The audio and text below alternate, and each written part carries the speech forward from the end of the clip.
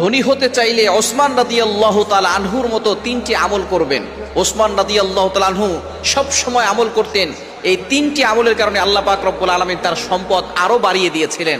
এক নাম্বার হচ্ছে ওসমান রাদিয়াল্লাহু তাআলা আনহু কখনো অপচয় করতেন না।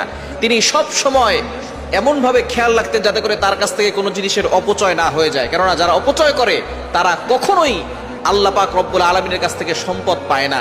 সুতরাং আল্লাহ তাআলা অপচয়কারী যারা আছে তাদেরকে অপছন্দ করে, এটা আল্লাহ তাআলা নিজে বলে দিয়েছেন। কোরআন খুলেন, আল্লাহ বলছেন ৮ নম্বর পারা ১৩ নম্বর পৃষ্ঠার ১-২ নম্বর লাইন, সূরা আরাফের ৩১ নম্বর আয়াত, ওয়াকুলু ওয়াশরাবু ওয়ালা তুসরিফু ইন্নাহু লা ইউহিব্বুল মুসরিফিন। তোমরা খাও পান করো কিন্তু অপচয় করো না। ইন্নাহু লা ইউহিব্বুল মুসরিফিন, যারা অপচয় করে তাদেরকে আল্লাহ পছন্দ করেন না। ওসমান রাদিয়াল্লাহু তাআলা আনহু একবার নবীজির কাছে গিয়ে বলেন, ইয়া রাসূলুল্লাহ, ইয়া হাবিবাল্লাহ, আমার সম্পদ তো অনেক বেশি হয়ে গেছে, সম্পদ কি করে কমানো যায়? নবীজি সাল্লাল্লাহু আলাইহি ওয়াসাল্লাম বললেন, ওসমান যাও যাও, তুমি উটের পিঠে খাবার খাবে। ওসমান রাদিয়াল্লাহু তাআলা আনহু উটের পিঠে খাবার খাওয়া শুরু করলেন। কিছুদিন পরে এসে বললেন, ইয়া রাসূলুল্লাহ, ইয়া হাবিবাল্লাহ, আমার সম্পদ তো কমে নাই, আরো শুধু বাড়ছে। এবার নবীজি বললেন, উটের পিঠে খাবার খাওয়ার সময় তোমার যদি কোনো খাবার নিচে পড়ে যায় তখন কি করো?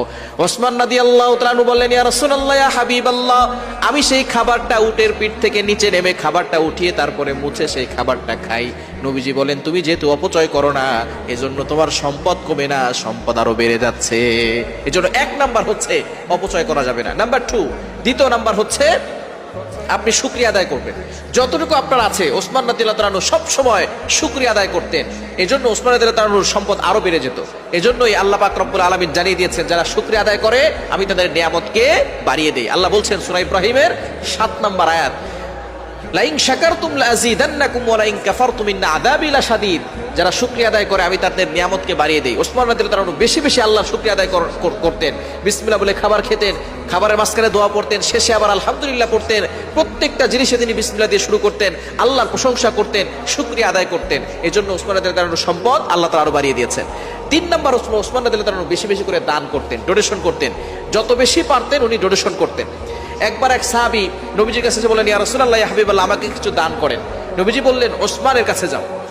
সাহাবী ওসমানের কাছে গেলেন, দেখেন ওসমান রাদিয়াল্লাহু তাআলা আনহু তার বাসার পাশে খাবারের স্তূপ, সেখান থেকে পিপিলিকার কিছু দল তারা খাবার নিয়ে যাচ্ছে মুখে করে। কিছু খাবার পিপিলিকার মুখ থেকে নিচে পড়ে যাচ্ছে, সেটা তিনি উপরে উঠিয়ে আবার খাবার স্তূপে রাখতেছেন।